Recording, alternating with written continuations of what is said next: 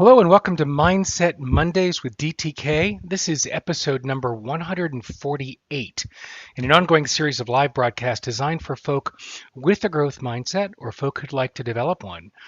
This is for folks who are dedicated to getting better at who they be and not merely distracted by getting better at doing what they do. We already understand that what's the best way to say this? That the getting better at what one does is a logical extension of getting better at who one is, who they are at their core. So, morning coffee. Okay, so now we're here. It is our we're screaming up on the end of this year. And that is exciting on one hand.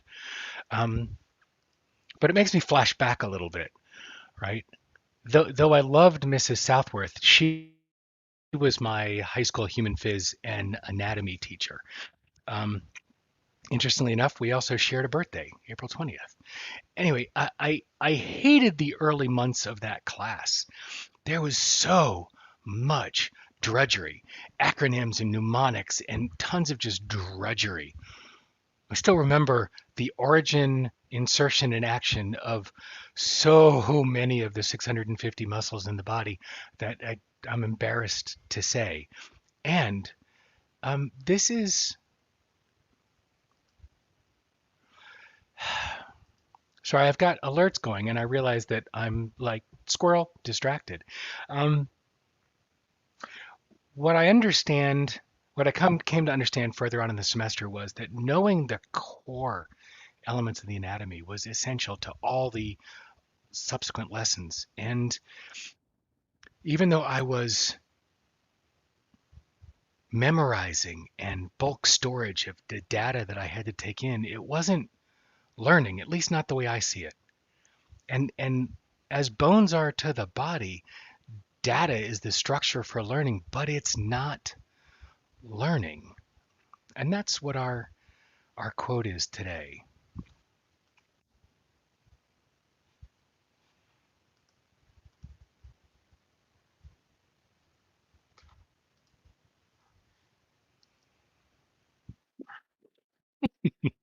I am learning how to use this new application if it kills me. Thank you for your patience, first of all. I'm having a blast trying to figure this piece out. So, yes, I've got it. So, here it is. Learning without thinking is useless, but thinking without learning is dangerous.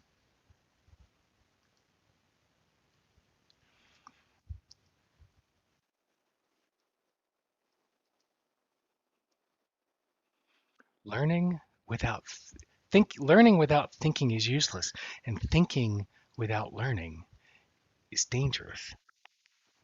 Thinking involves so much more than data intake and storage. It involves intentionality and discernment and decoding and encoding, exploring, and so much more. We need to think in order to learn, or it's just data storage and retrieval. It's just, for the most part, what our computers do. Thinking without learning feels like obsession, perseveration, mental masturbation. It's cycling about with no destination. It's a magnificent waste of energy. So I started thinking about, where am I learning without thinking? Where am I taking information and not processing? Where am I not discerning or not deciding? Where am I just stuffing my brain? Where am I just adding letters after my name? And then on the other hand, where am I thinking without learning? Where am I mulling over existing fact? Where am I overthinking or surrendering to confirmation bias? And I started trying to unpack that. And this interestingly started, I had a conversation online with another coach who was who was celebrating the fact that they just got certified in a program that I'm part of right now. And I jokingly asked her, were there any new letters added to her name? And I asked because, look, I have a whole string of plaques here. They're not even all of them. I have letters that I put after my name. I don't even use all of them.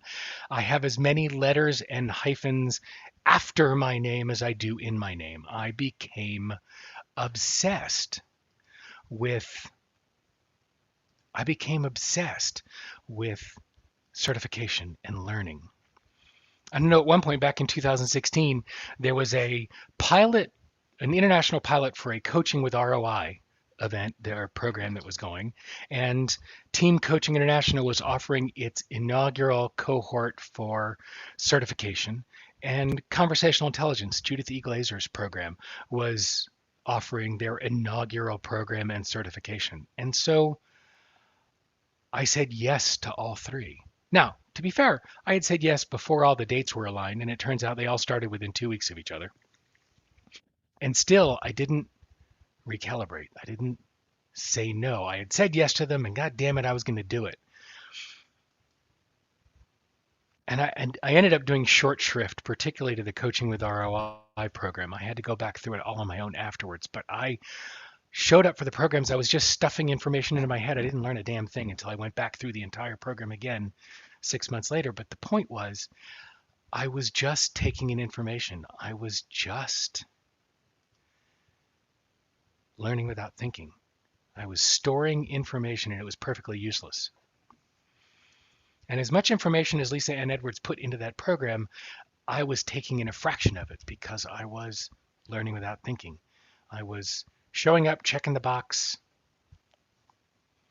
And I realized that so many of us do that so much of the time.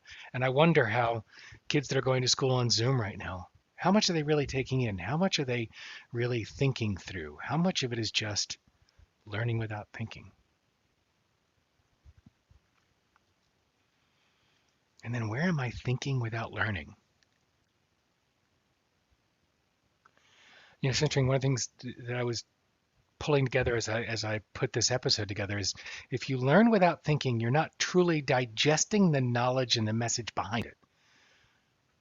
There's no point in mindlessly tossing a spear into the water because you saw someone else do the same. You have to think about what their objective was and what outcome came of their method and unpack it. If you're thinking without learning, you're answering questions without knowing the context behind them. And go back and look at one of my previous episodes about the Dunning-Kruger effect. An essential part of learning is thinking. An essential part of thinking is learning. They're not siloed events, silo processes.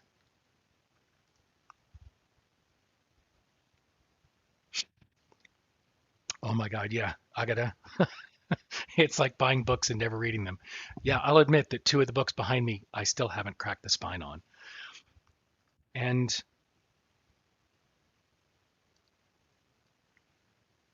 I know that it's solstice today, and the Great Converge is happening, or conjunct is happening tonight. Saturn and Jupiter will be the closest they have ever been visually for us on this planet in since 1226. Something similar happened in the 1600s, but it was at a position where we couldn't see it. Now we can.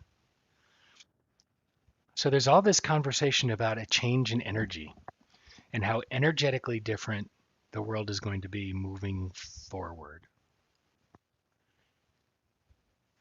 And I wonder how that will change the frenetic pace that we've all reached, that I've reached. I wonder what we will allow to be different. I wonder what learning is possible around this. I wonder how this will change our thinking. And I say I wonder because I haven't figured out how it will change mine. That's my opportunity as I take next week off to decide, to discern, to choose.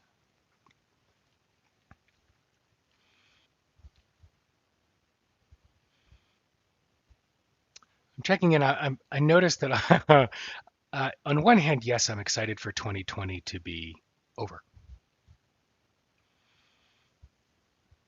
On the other hand, I'm less excited about it being over than I am about the possibility of what's coming in 2021, about what can be created, and to be intentional in a way that, good God, this lockdown, the cycling levels of severity have feel like it has been an opportunity for so many of us to let go of intentionality. What will we have learned from the last 10 months of living through this? There's been a lot of thinking about our culture and thinking about the wake of our impact and looking at the cultural spasms that have started finally. What will we learn from all that thinking? What have we learned?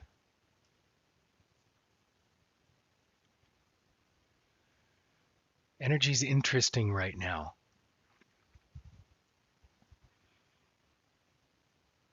I don't know how much of that is made up or how much of that is real, but I do know something's bubbling. Something is coming. As Bob Dylan said, a change is going to come. So hang with me for the next couple weeks as we shift over from 2020 to 2021. Excited for 2020 to be hindsight and for us to move forward. So the thought to play with this week is learning without thinking is useless. Thinking without learning is dangerous. Where are you harnessing the power of each, and where are you looking at the fusion between the two? What is it that you want to see created? That's one question I would leave you to ask yourself every morning for the remainder of 2020. What is it that I want to see created? What is it that I want to see created?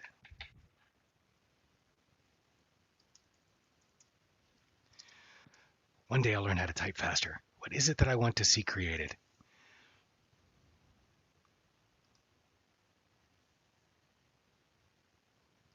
So with that, I encourage you to play with that question, and I will see you next week. I've got 2 more Mondays this year and look forward to sharing those together. Between now and next week, what mindset will you choose?